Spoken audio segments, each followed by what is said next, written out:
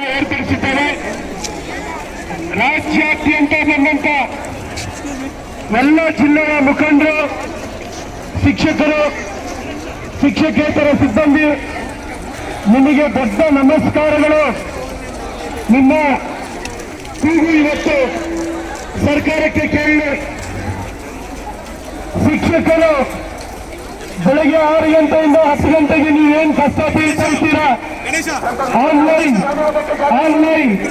ಮಾಡಿಕೊಂಡು ಏನ್ ಕಷ್ಟ ಬಿದ್ರಿ, ಕಣ್ಣೇನು ಮಾಡ್ಕೊಂಡ್ರಿ, ಇದು ನಮ್ಮ ಜನತೆಗೆ ಕಾಣ್ತಾ ಇಲ್ಲ. ಏನ್ ಮಹಾ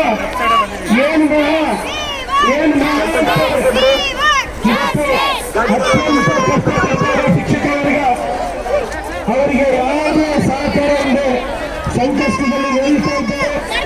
ಅದನ್ನ ಸಪೋರ್ಟ್ ಇಲ್ಲದೆ ಇರೋದ್ರಿಂದ ಸರ್ಕಾರ ನಮ್ಮ ಸಮಸ್ಯೆಗೆ ಎಲ್ಲ ಒಂದು ಕಡೆ ಸ್ಪಂದಿಸಲಿ ಅನ್ನೋ ಒಂದು ಆಸೆಯಿಂದ ಇವತ್ತು ಬೀದಿಗೆ ಇಳಿಯುವಂತ ಪರಿಸ್ಥಿತಿ ಬಂದಿದೆ.